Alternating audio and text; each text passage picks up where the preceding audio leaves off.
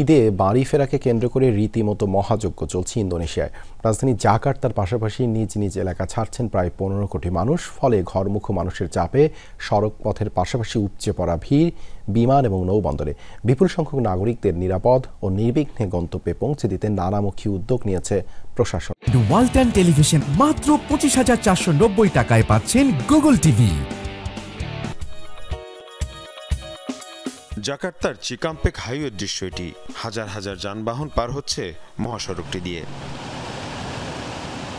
ফলে টোল প্লাজার প্রবেশমুখে দেখা দিয়েছে দীর্ঘ যানজট। একই চিত্র নৌবন্দর আর রেলপথেও। উপচে পড়া ভিড় বিমানবন্দরে।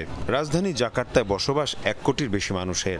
এদের সিংহভাগই ফিরছে নিজ নিজ এলাকায়। এর পাশাপাশি অন্যান্য বাণিজ্যিক অঞ্চলগুলোর মানুষও কর্মক্ষেত্র ছেড়ে ফিরছেন আপন ঠিকানায়। পাশাপাশি রয়েছে পর্যটন কেন্দ্রগুলোয় ভ্রমণ পিপাসুদের ভিড়। কর্তৃপক্ষ বলছে সব মিলিয়ে এবারের ঈদযাত্রায় নেমেছেন প্রায় 15 কোটি মানুষ। আগে বিমানে যেতাম, কিন্তু এতে খরচ অনেক বেশি পড়তো, তাই পরিবারের সবাই জাহাজে করে বাড়ি ফিরছি। আমার বাবা মা বাড়িতে আছে, তাই কষ্ট হলেও তাদের সাথে ঈদ করতে বাড়িতে যাই। ঈদকে কেন্দ্র করে প্রতিবছর ইন্দোনেশিয়ার বিপুল সংখ্যক মানুষ বিভিন্ন শহরে যাওয়া আসা করেন। এই মহাযজ্ঞ সামলাতে বিশেষ ব্যবস্থাও নেয় প্রশাসন। এবার ঈদযাত্রায় একমুখী করে দেওয়া হয়েছে বেশিরভাগ এক্সপ্রেসওয়ে, হাইওয়ে এবং রেলপথ।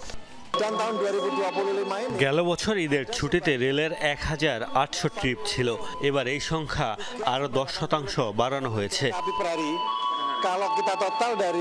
কর্তৃপক্ষ বলছে গেলবারের তুলনায় চলতি বছর প্রায় 10% কম মানুষ ঈদযাত্রা করছেন। মীর মুশফিকা হাসান, যমুনা নিউজ।